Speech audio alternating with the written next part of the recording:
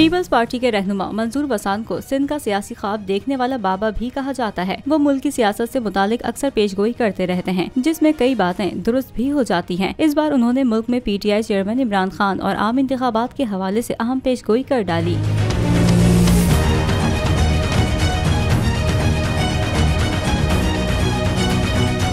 Senior रहनुमा peoples party मंजूर वसान का कहना है कि अब इमरान खान की गिरफ्तारी कोई मायने नहीं रखती और बहुत कुछ होने वाला है। वफाक को कमजोर करने की साजिश की जा रही है, कुछ भी हो सकता है। इमरान खान को वजीर आजम बनता या इक़्तिदार में आता नहीं देख रहा। PP रहनुमा मंजूर वसान ने कहा कि मुल्क में इस साल बड़े फैसले होने वाले हैं, जिसके नतीजे में बड़ी तब्दीलियाँ भी होंगी। मुल्क में इमरजेंसी भी लग सकती है, निगरान सेटअप या कुछ वक्त के लिए न्यूट्रल हुकूमत भी आ सकती है। मंजूर वसान का मजीद कहना था, पीपल्स पार्टी चाहती है कि इलेक्शन हो, लेकिन हालात बता रहे हैं कि इलेक्शन वक्त पर नहीं होंगे।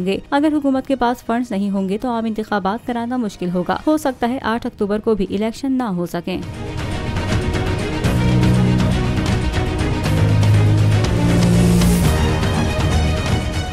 तो नजर आ रहा है सामने लिखा हुआ है जुल्म मिटने के लिए 2 चीजों से मिटेगा भाई। एक, अदल की कुर्सी पे जो लोग बैठते हैं ना, वो अदल के हिसाब से फैसले करने लगे।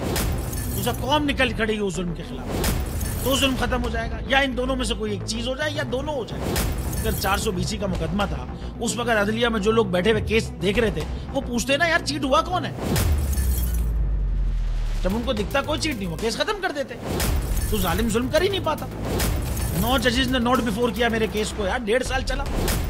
शख्सी जमानत का केस, सेम केस इस्लामाबाद में कर दिया। एक ही इल्जाम पे 2 केस हो नहीं सकते भाई। मतलब 60 दिन का वक्त होता है। 102 दिन के बाद मैं जीत गया, केस बरी हो गया। 102 दिन के बाद अपील फाइल की, एक्सेप्ट कर ली। नहीं करते ना एक्सेप्ट, खत्म हो जाता ना जुल्म यार।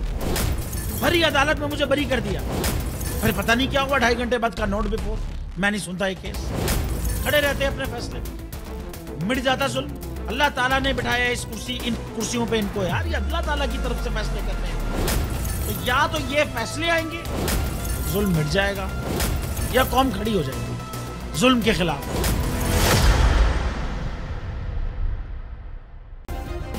सब्सक्राइब करें और बेल दबाएं ताकि कोई खबर रह न जाए।